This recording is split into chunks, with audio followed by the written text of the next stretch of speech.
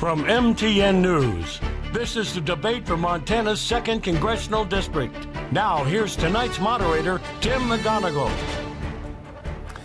Good evening, and thanks for joining us across Montana tonight. I'm Tim McGonigal. Welcome to Montana's Eastern District U.S. House debate on the Montana television networks. We'll be with you for the next hour, commercial-free. Let's now meet our candidates for tonight's debate. We'll start with the incumbent. It's Republican Matt Rosendale. He was elected in 2020 with over 56% of the vote and won the June primary with 75% of the vote over the challengers Kyle Austin, Charles Walkingchild, and James Boyett. We move on to our Democratic candidate. That's Penny Ronning of Billings. Penny is a former Billings City Council member and defeated Billings resident Skylar Williams in this year's primary. She won with over 58% of the vote. And the independent candidate this year is Billings businessman Gary Buchanan. He founded Buchanan Capital in 2002.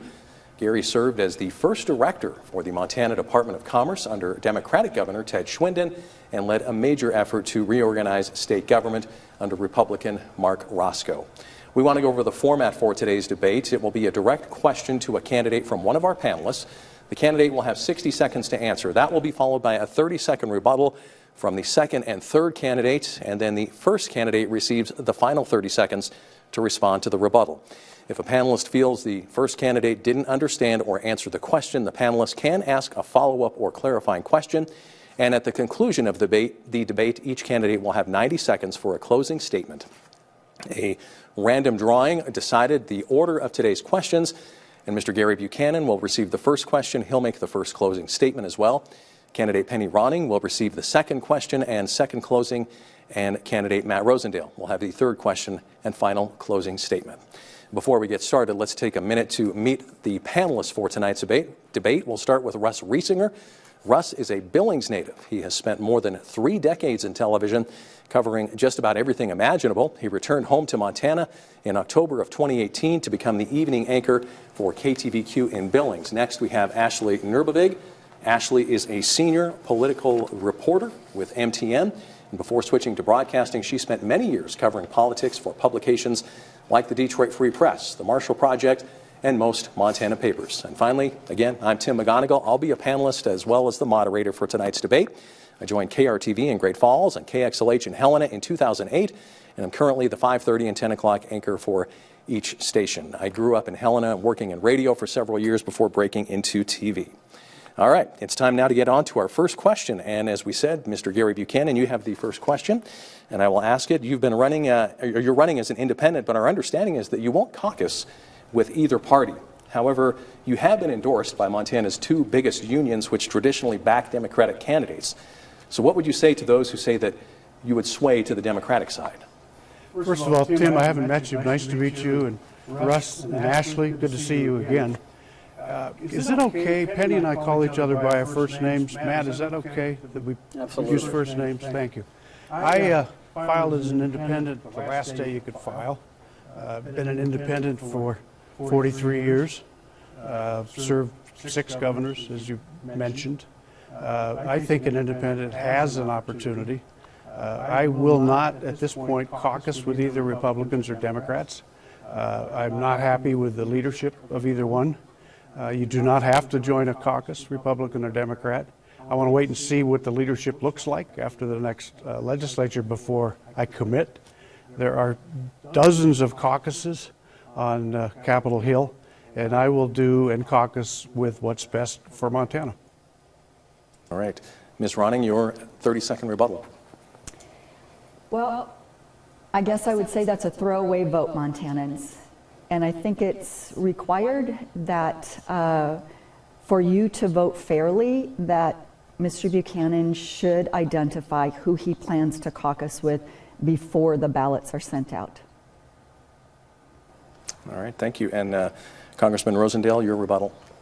I think we have to look at where the rubber meets the road and look at where everybody stands on these policies. And Mr. Buchanan, Gary, has already come out and made it pretty clear that he supports the ban of semi-automatic rifles here in Montana, which most of the people across the state would have a very, very big problem with.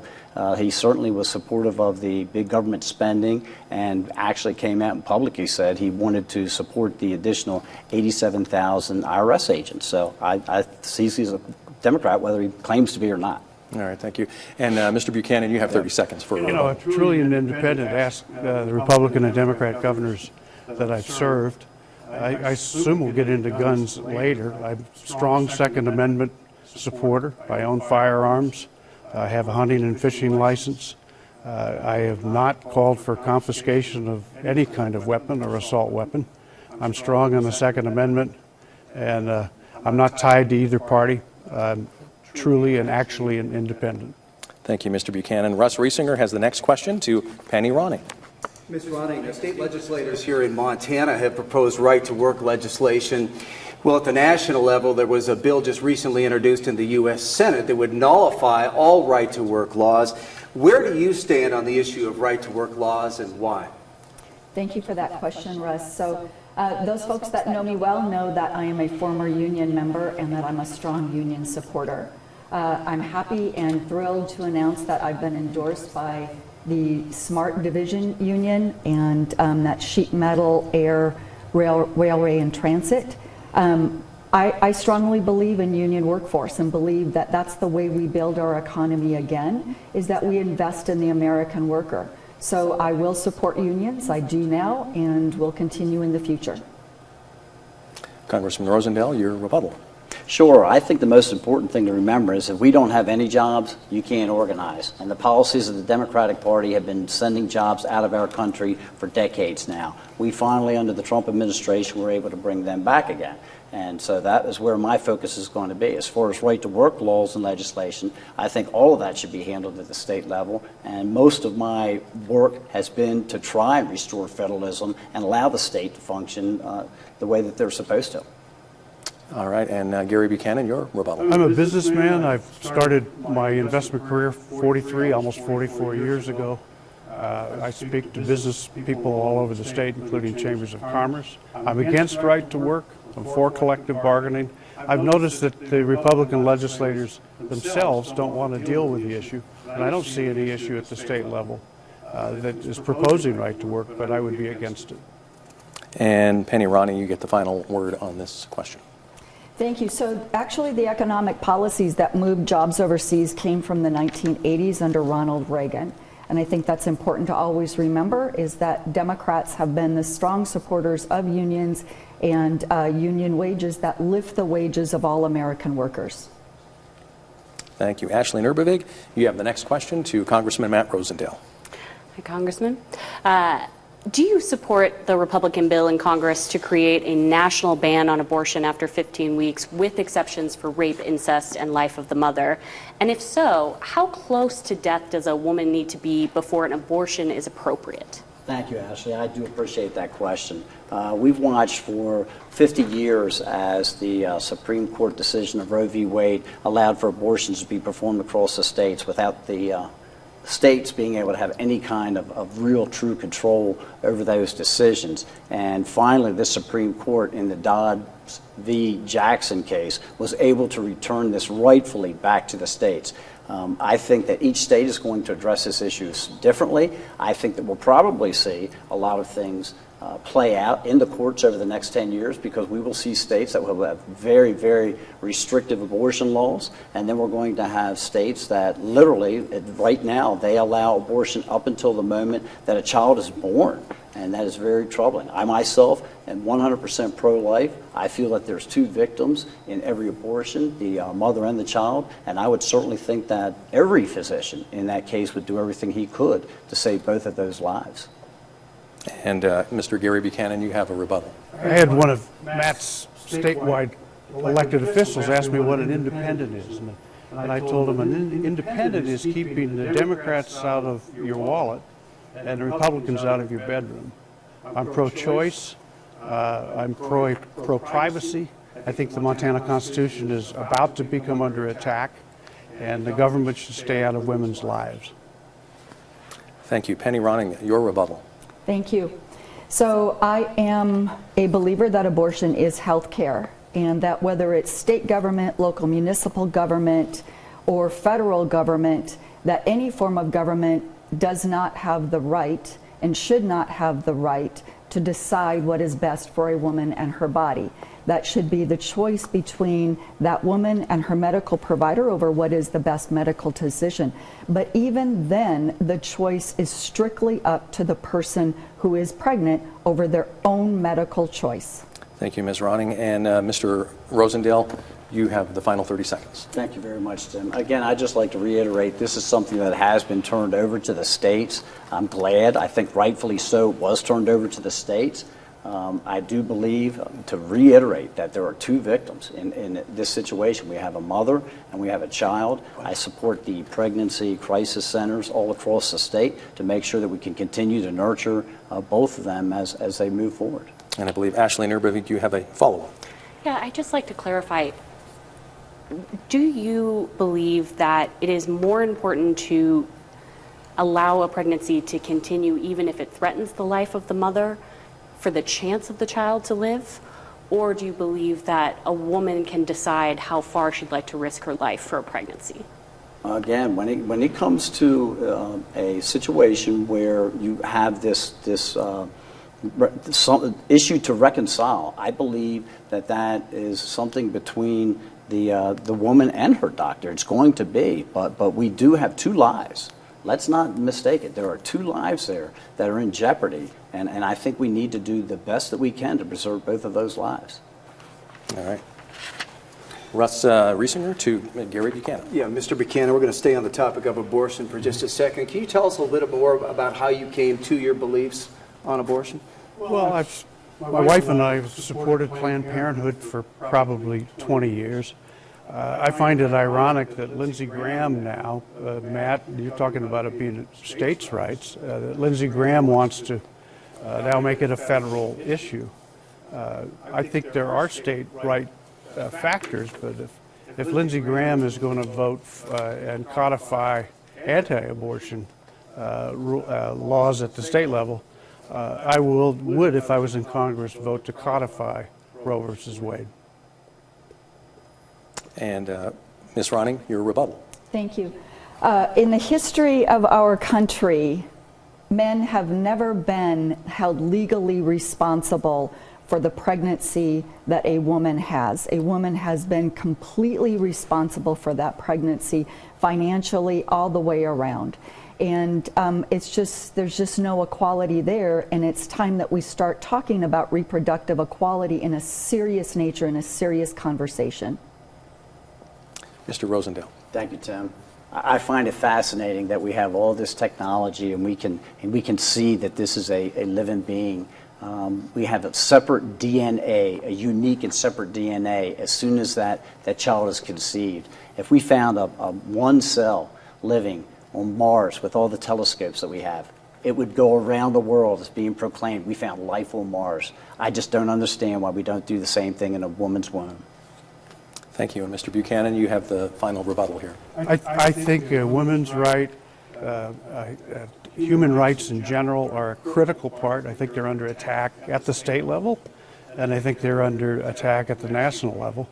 And I think the government should stay out of women's lives and people's lives in general. Thank you. Ashley Nurbovig, you have the next question to Penny Ronning. Yes. A lot of people here in the United States have lost faith in the election process, even though there was no evidence of widespread fraud. What can be done to restore faith in our elections? It's a great question. And my answer is that we need to start believing in one another again. And I realize that we're at a news station here and we're being interviewed by media. But I also think that we need to re-examine the Fairness Act, and that we need to understand that what we watch on TV has changed since the Fairness Act, again under the Reagan years, was eliminated. And our news has become more about punditry than it really has been about the delivery of real news. The real news is that there was no election fraud, that our election workers are our neighbors. Those are the folks that we live with in our own community, and it's time we start trusting our community again. Congressman Rosendale, you have a 30-second rebuttal. I really think that we need to make sure that we maintain the control of our elections at the state level. It is critically important. We have seen after the last election cycle that no less than 6 states have proposed new election laws to make sure that they can assure election integrity. Right here in Montana, we passed 4 more election laws supported by the Secretary of State, Christy Jacobson. They were challenged in courts. They've been verified, reasserted by the courts, and that's the way we're going to assure that. Thank you. And Mr. Buchanan, you have a rebuttal. I think fraud is a false issue. I mean, Joe Biden won fair and square, and Republicans in Montana won fair and square. And I've never seen such winners whine about winning so much. I submitted my crew submitted 15,000 signatures, 456 of them. And we were convinced that the election offices, which are under attack now from the state and federal level, were honest and complete, and there was no fraud. Thank you. And Ms. Ronning, you have the final rebuttal. Thank you. I was raised to believe in government and to respect government. That includes our election workers. And I do believe that they do their job, and they do their job very well. It's a hard job, but they do their job well. And I think that our elections have proven that we have the best country in the world when it comes to democracy and how we vote. On to the next question. It's from me to Congressman Matt Rosendale. And Congressman, you have voted against just about every clean energy initiative before Congress. Do you not think the federal government or America should be doing anything to combat climate change? What I absolutely believe, Tim, is that we are doing a lot to address climate change, and that the best way for us to do that is to make sure our businesses who have the best innovation and technology available to them are the ones that are able to pursue it. What I don't believe is that we should put additional regulations on our businesses to keep them from being able to compete equally with the rest of the businesses across and industries across the globe. Everyone wants clean air, everyone wants clean water, and everyone wants clean, safe communities. I hosted an energy tour about 2 months ago with many of my colleagues from Congress, and we looked at one of the refineries in Laurel. We looked at the palladium mine in Stillwater. We looked at the coal strip coal mine, and we also looked at the wind farm just north of Miles City. But the fact is that that wind farm north of Miles City would not even be feasible if the regulations hadn't closed down the 2 power plants in Colstrip and provided a $30 million rebate from the federal government to make that wind farm possible. Okay, thank you. Mr. Gary Buchanan, your rebuttal. I have served agricultural and business clients for 43 years. I don't find any more climate change deniers. There used to be deniers. I think every farmer, rancher, and businessman, businesswoman in the state believes in climate change. There are some impressive things going on. The Calumet refinery here I met with the other day. And while they're producing diesel and gasoline, which I think we need for quite a while, they're also expanding a $100 million plus renewable diesel effort. So we're making progress on it, but we've got a long, long ways to go.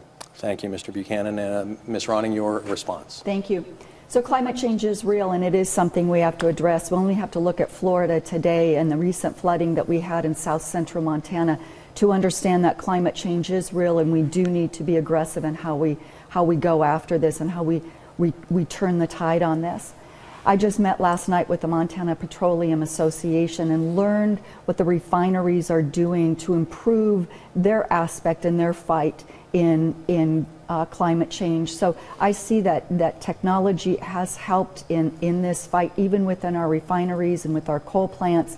And I'm excited about things that are happening within agriculture and the way the state of Montana is addressing climate change. Thank you, Ms. Ronning. And Congressman Rosendale, your final rebuttal. Again, everyone wants clean air. We want clean water. We want safe and clean communities, and we're doing that. And our businesses and industries are doing it better than anyone. What I'm really pleased to see is that we're finally starting to investigate the opportunities with nuclear energy again. We haven't even looked at that for about 40 years, and the advances that have taken place can literally give us the ability to build micro plants close to communities so that we have a zero carbon footprint and zero emissions, and that's a good thing. Thank you. Ashley Nurbovig, you have the next question to Gary Buchanan. Yeah, and again, staying on the topic of climate change, can you talk a little bit about how we balance the priorities of climate change with economic priorities, in particular in somewhere in eastern Montana where there is so much opportunity for oil and gas drilling?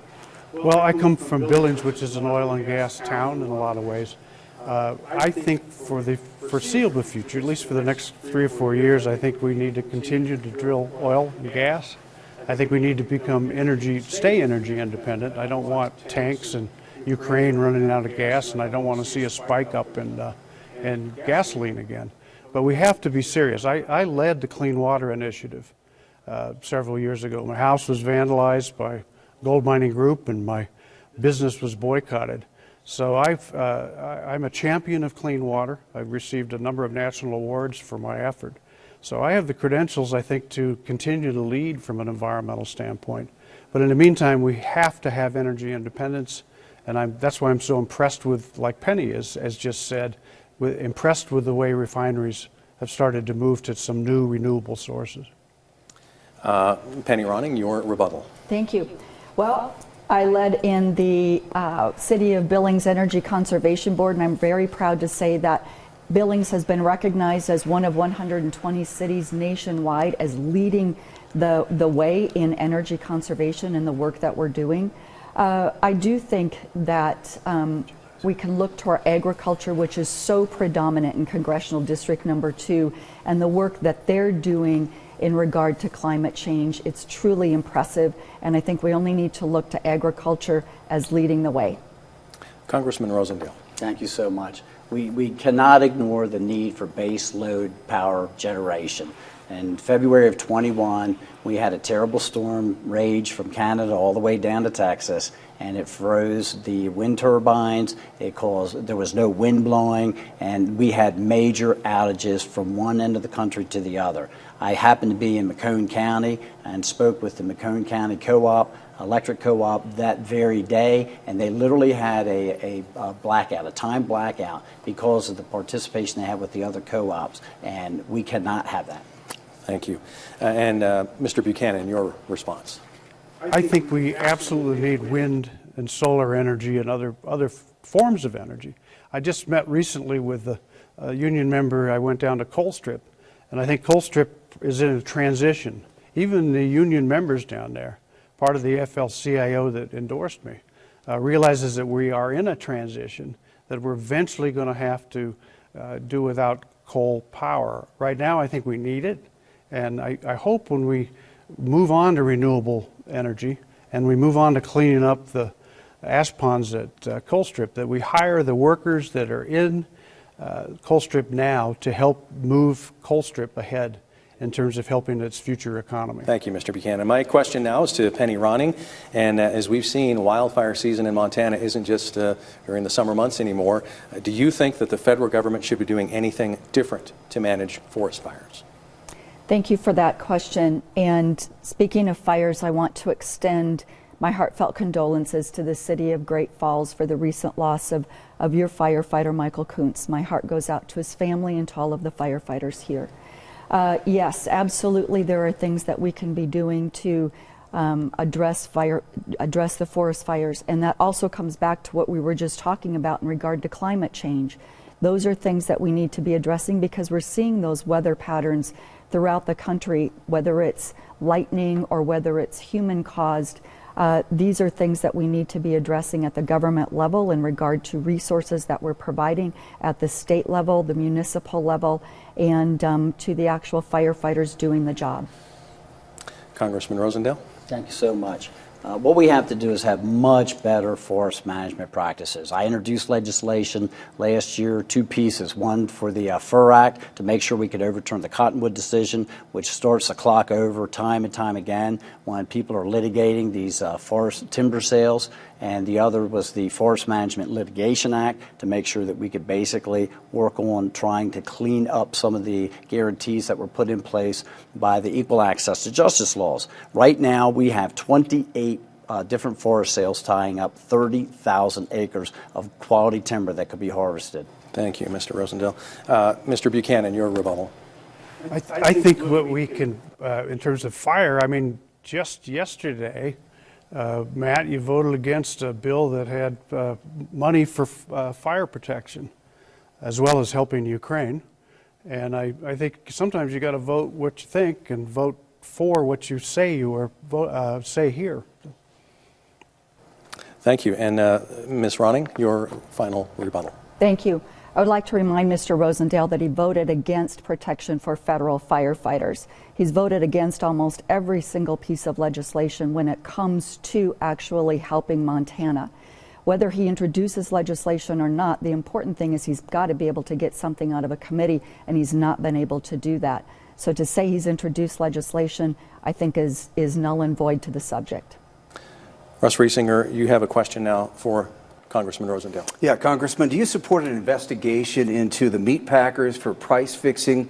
And should Congress do more, if anything, to help our ranchers get a fair price for their cattle? Thank you so much, Russ. I think this goes directly to a lot of the inequities that are taking place, not only within the country and the big businesses that are controlling those sales, the four big packers, but also the trade agreements that we haven't been able to get negotiated for some of the trade going overseas. I've been supportive of and introduced a very similar law to the Coal Labeling Act to make sure that when people go into the grocery store, they can actually look down and see a piece of beef that was born, raised, and butchered right here in Montana, right here in the United States. We raise the best beef in the world, and I am very certain that people would select that before something that was brought in from someplace else. But we have to get that legislation, and unfortunately, the four big packers have been controlling all that, and I absolutely would support investigating to see how they were able to do so. Thank you. Mr. Buchanan, your response. Well, I think a U.S. Congressperson can initiate antitrust performance. We have four companies that control the grain price, 85% of it. And we have four packing companies that control 90% of beef. I'm for country of origin labeling, and I'm also for a program that will put more investigators, attorneys in the Department of Agriculture to oversee some of this problem that's very widespread. Thank you. And Ms. Ronning, your response. Thank you. I am for country of origin labeling as well, and am for the family farmer and rancher. We've lost too many of our family farmers and ranchers already due to the fact that they don't have a fair price in the marketplace right now. Do I agree with investigators searching and researching into the meatpacking situation? I absolutely do. We have to get back to where our family farmers and ranchers are able to produce the quality of beef that we know Montana has. Thank you. Congressman Rosendale, your 30-second response. Sure. This is another demonstration of why this one-party control over Washington, D.C., the Democrats, they've got control of the White House, the Senate, the House of Representatives, where a lot of stuff doesn't get through. In the state legislature, we were used to every single bill receiving a hearing, but we don't have that luxury in the United States House of Representatives. The Democrats have complete control over that, and they're the ones that are keeping this from happening. And as far as having additional investigators, we know that Gary would like to have additional investigators. He voted for or supported 87,000 more IRS agents. Thank you. My next question is to Gary Buchanan. And Mr. Buchanan, we've just endured the COVID-19 pandemic. So in your mind, what, if anything, can Congress do to be better prepared the next time this happens? Well, I think we're unprepared now. I think at both the federal and state level, we have to quit attacking health professionals. In Billings, a senior senator of Matt's party recently visited with young doctors. And he stood up and he accused these young doctors of falsifying death certificates to raise money for the hospitals. He went on to say that kale, the vegetable, K-A-L-E, was better than the Merck therapeutic. The hospitals in this state fell under attack by national government and state government.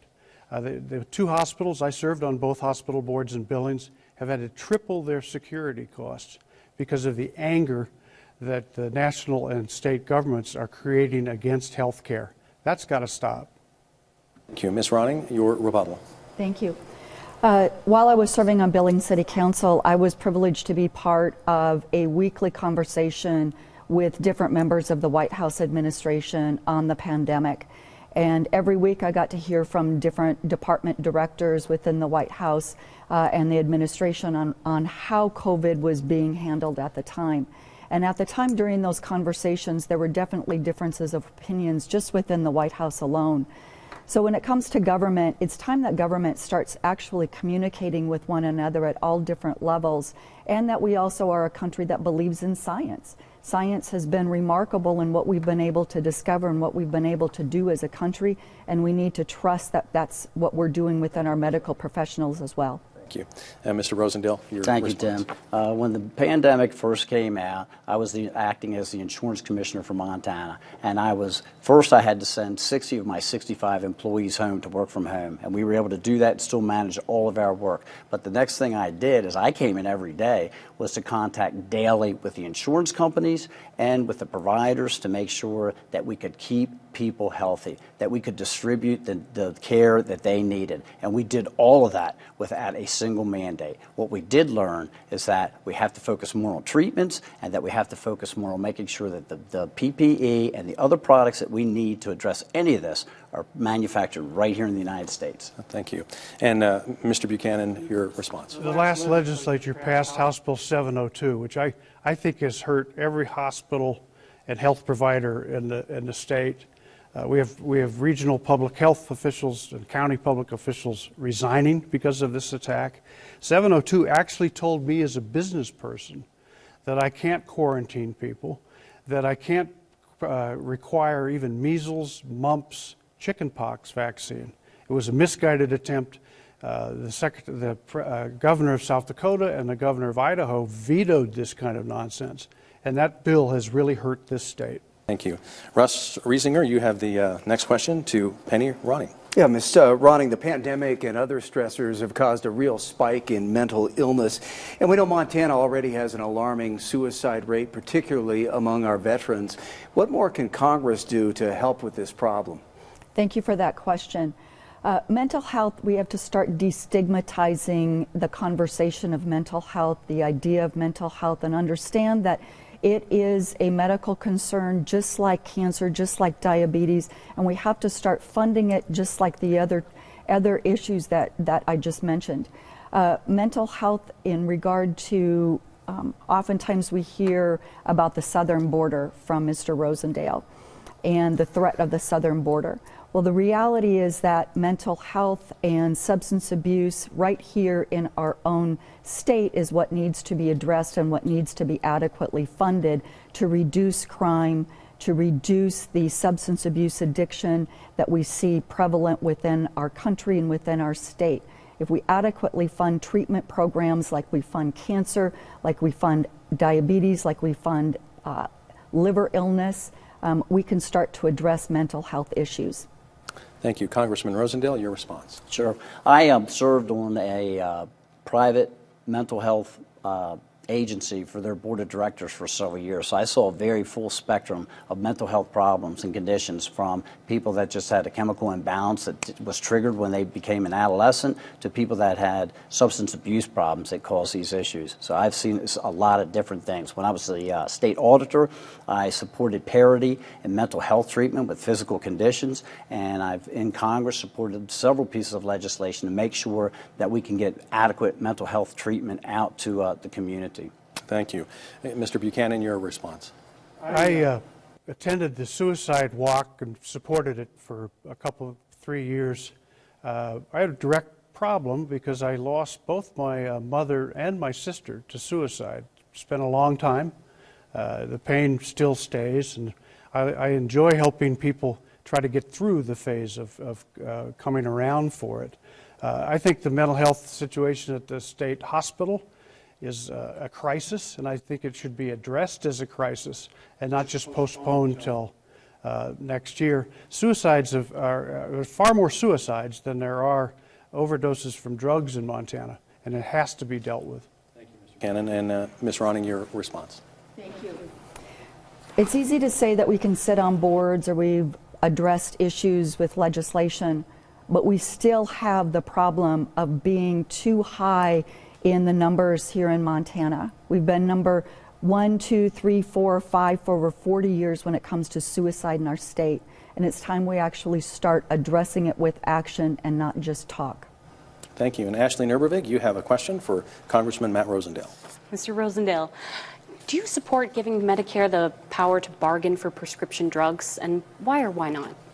I do, and I'll tell you, the prescription drug problem, again, when I was the insurance commissioner, I did an incredible amount of research to find out why was the prescription drug portion of our health care growing faster than any other segment. And what we discovered was there's these brokers that participate in the middle between the insurance companies and the pharmacist and the consumer and the actual drug manufacturers. They're called pharmacy benefit managers, and they are taking billions and billions of dollars out of the industry and not providing any service for that whatsoever.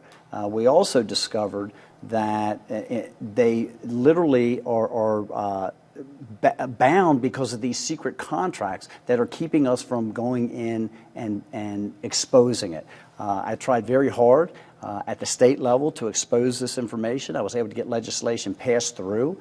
The governor vetoed it. Governor Bullock vetoed it at the time. So we're working right now to do the same thing at the federal level. Thank you. And Mr. Buchanan, your response. I voted against Build Back Better because I thought it was too inflationary. But I do like what ended up, which is the bill, I think it's misnamed because I don't think it has much to reducing inflation.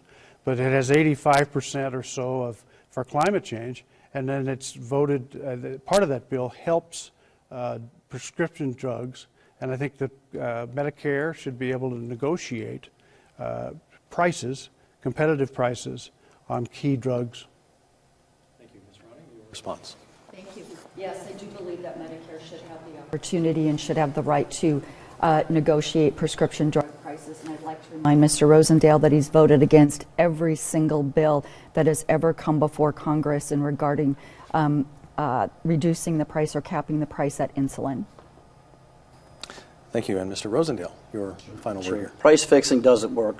It just doesn't. And what we have to do is go to the root of the problem. And the root of the problem are the pharmacy benefit managers. And we've seen that they take billions of dollars out of these transactions. There's 3 pharmacy benefit managers that have control over 85% of the prescription drugs across our country. We've identified them as the problem, and I just need more help in Congress to resolve this issue. Again, Democrat full control over Congress, Senate, White House, hard to get it through.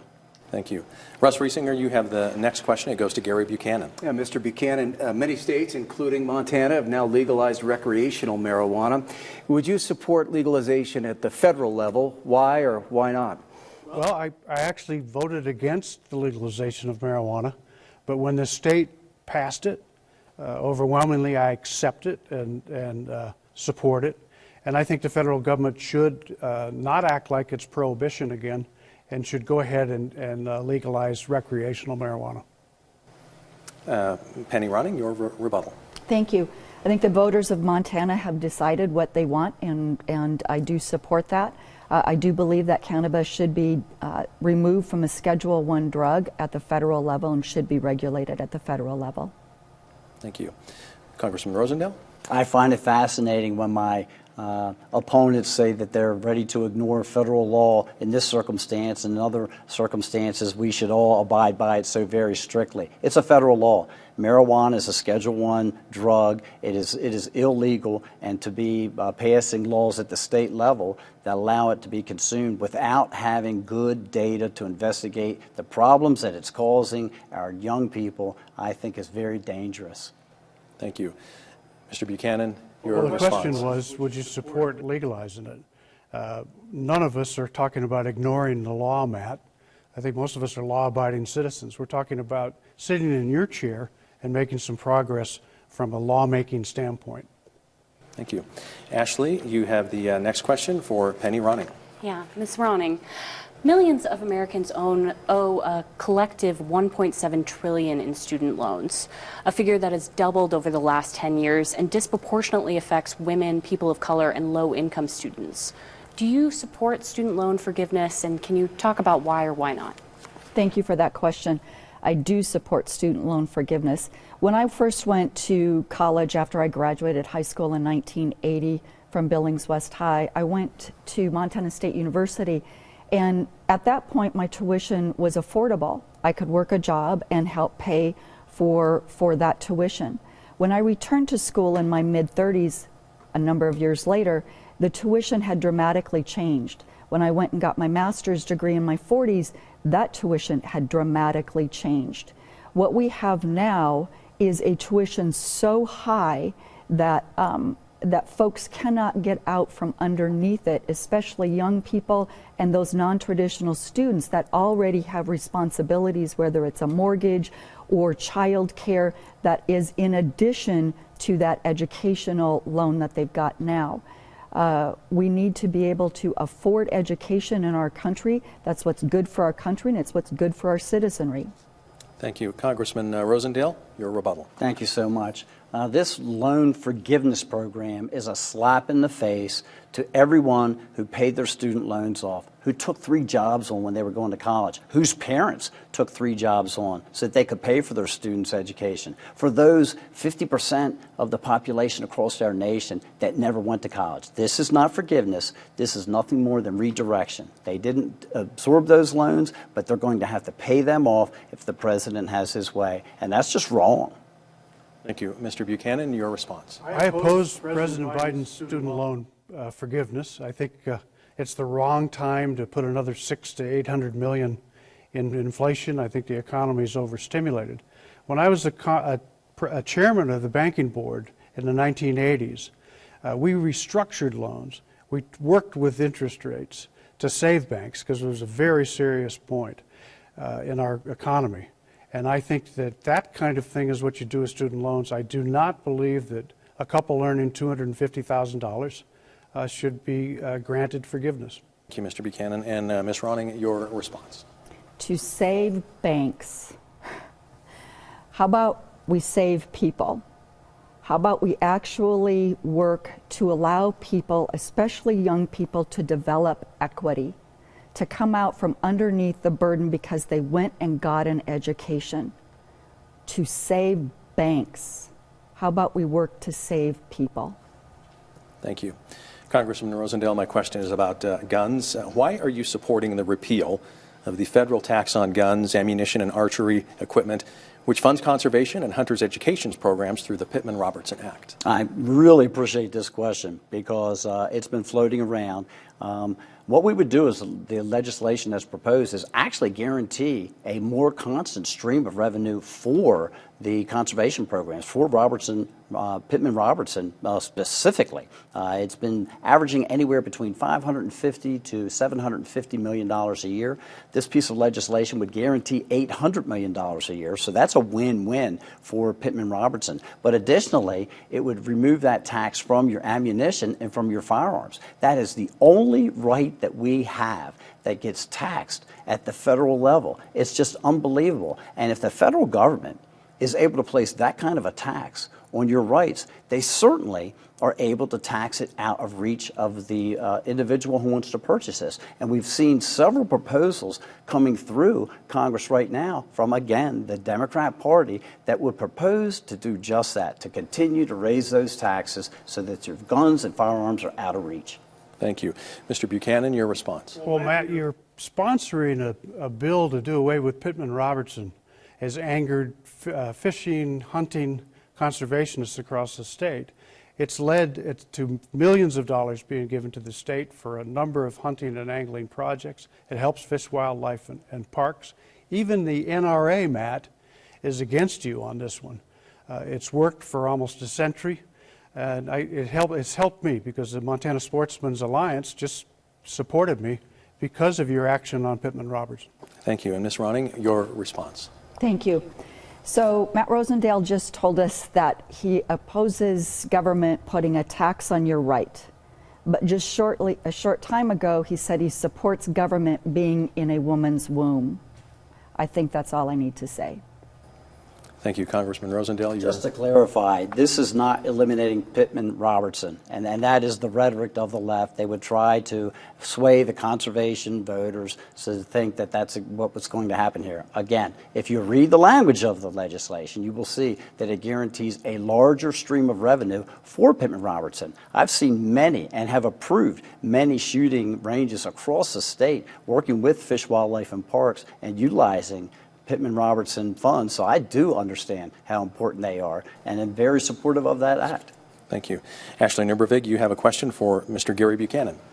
Mr. Buchanan, You've talked a lot about the economy being your strong suit. Now, can you talk a little bit more about what you did and didn't support in Biden's Inflation Reduction Act, and what are some additional steps you'd like to take if elected to reduce inflation? Well, I'm a businessman. I have a background in finance. I chaired the banking board, as I mentioned. I've chaired the Board of Investments. I think what I would bring to a U.S. Congress seat is an experience in the marketplace and with banking and finance. I support Chairman Powell. I think he was Trump's best appointment. I'm glad Joe Biden reappointed him. What the Fed an attempt to stop our inflation from not being like the 1980s. Again, when I was banking chairman. In the 1980s, I met a lady in Weibo the other day that paid 17% for her mortgage. At my investment firm, we were selling CDs at 16 to 18%. We have to, and it's painful, but we have to support this effort to retain inflation and not go back into stagflation like we did in the 80s. Thank you. Ms. Running, your rebuttal. Thank you. I appreciate that Gary's reminding all of us that he was part of the banking system and the commerce system in the 1980s, which is what we're living out now, is that trickle-down economics, which has proven to have failed our state, proven to have failed our economy of the country. Thank you. Mr. Rosendale, your response. Sure. The Inflation Acceleration Act, as I call it, pumped another $400 billion of new spending into the economy. That is not how you slow down inflation. If Gary's such a great businessman, he would certainly recognize that when you're in a deep hole, the first thing you have to do is stop digging.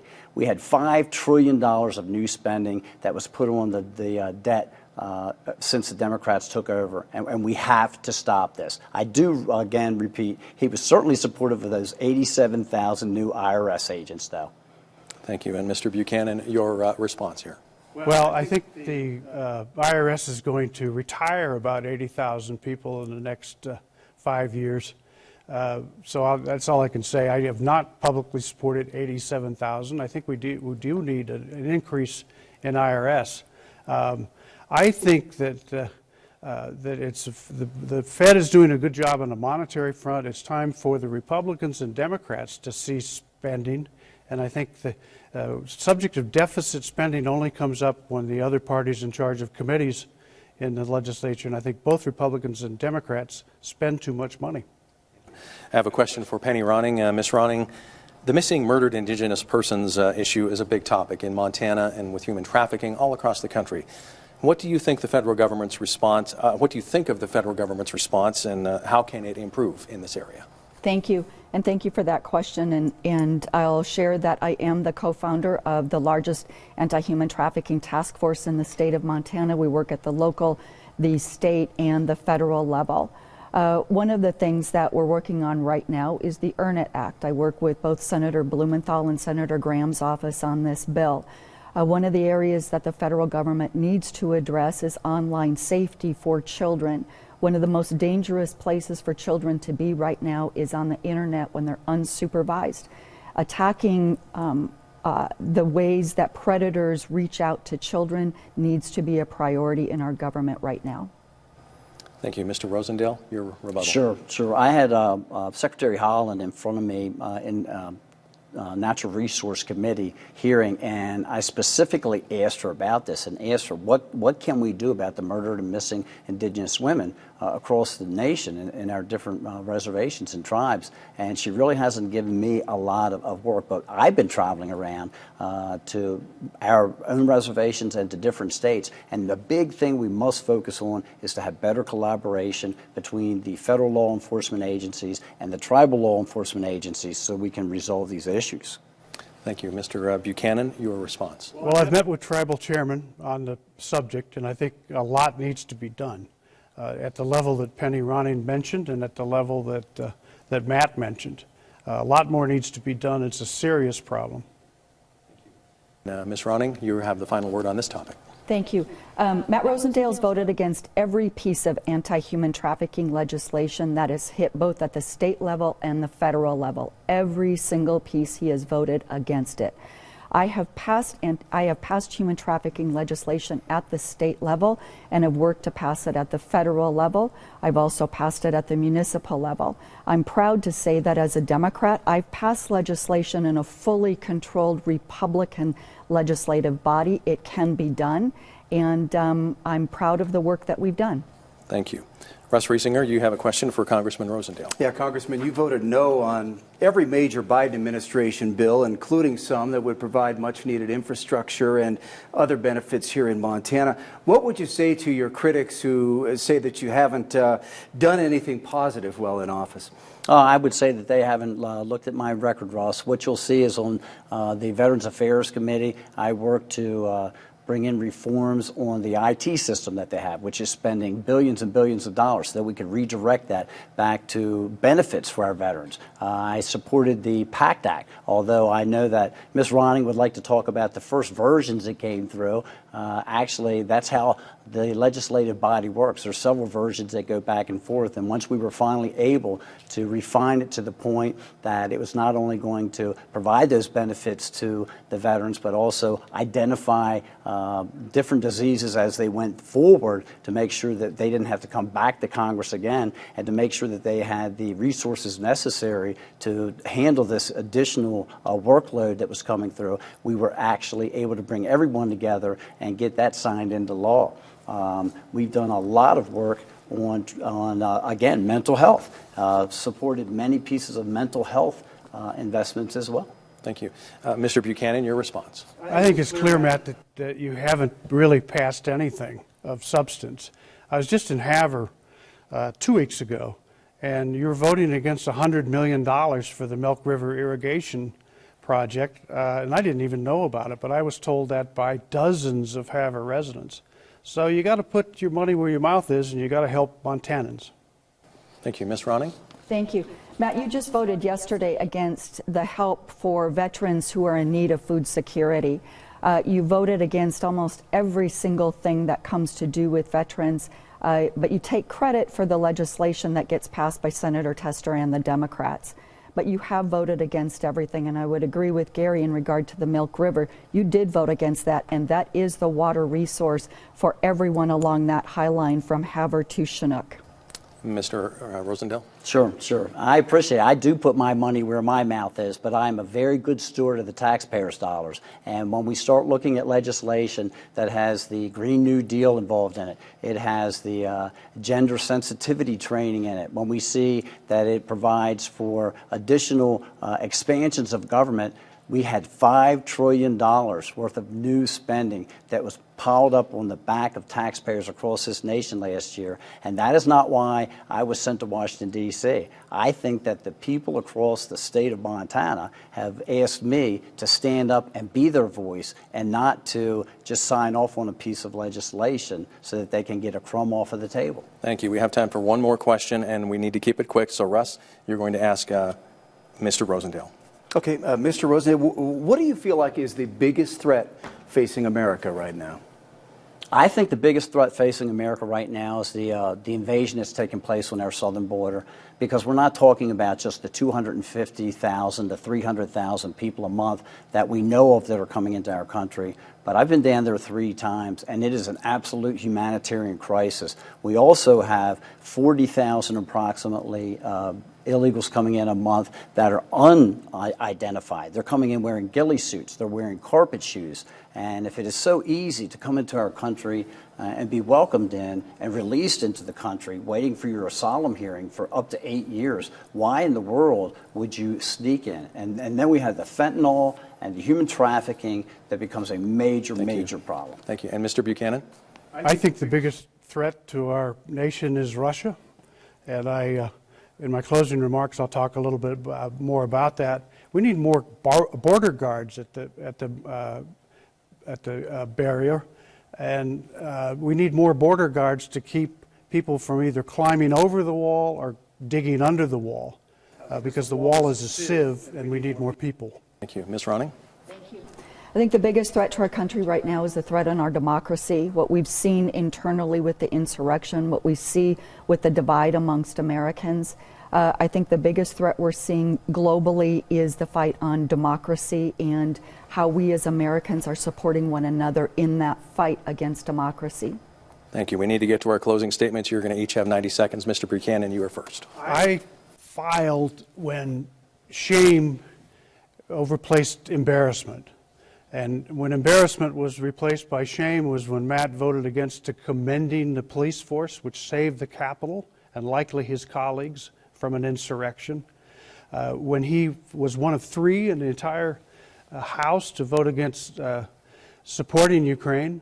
Since then, Matt has voted against supporting NATO. He's voted against supporting Sweden and Finland joining NATO. And the embarrassment continues. Yesterday, he voted against providing military assistance once again to Ukraine.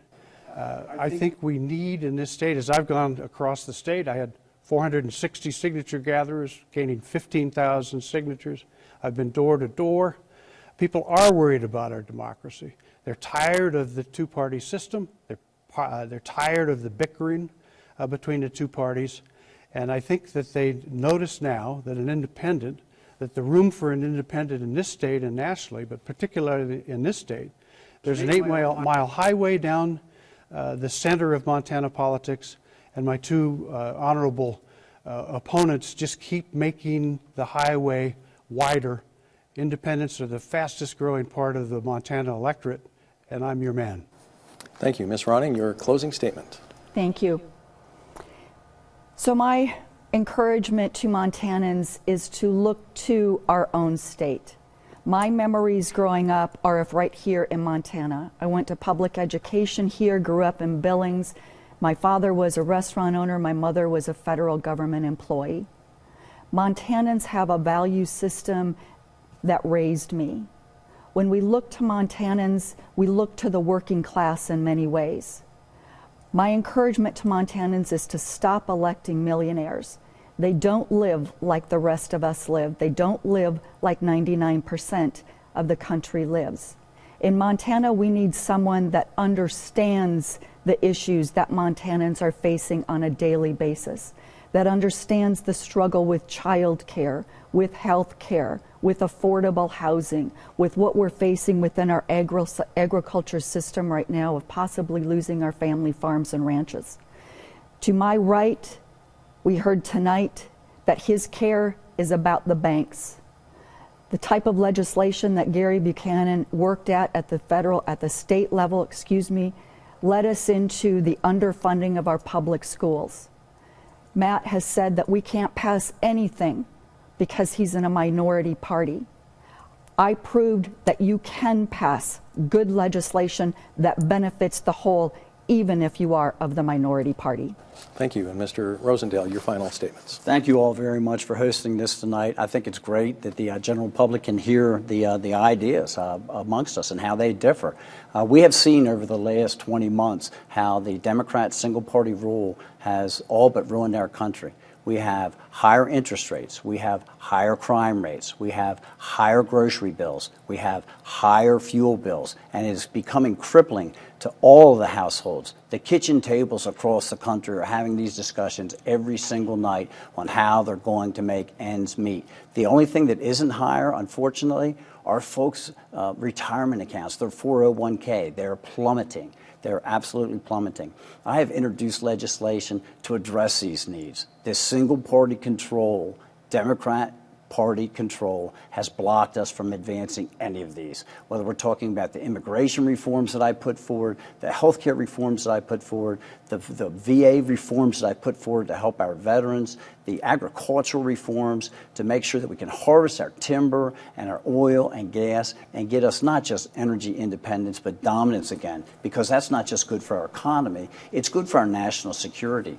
And if we can gain control of the House back again, what we're going to focus on is making sure that we have a strong economy, a safe nation, a future built on freedom, and an accountable government. And that's why I would ask for your vote as we go into the November elections. Thank you. All right. Well, thank you so much. Thank you to the candidates for taking time out and making the trip to Great Falls. Republican Congressman Matt Rosendale, the incumbent, Democratic candidate Penny Ronning, and also the independent candidate Gary Buchanan. Thank you so much. Thank you also to our panelists, Russ Reesinger from KTVQ in Billings and the MTN senior political reporter Ashley Nurbovig. Thank you so much. And remember to go out and vote, folks. And this debate will be available on the MTN streaming platform, so look for it there.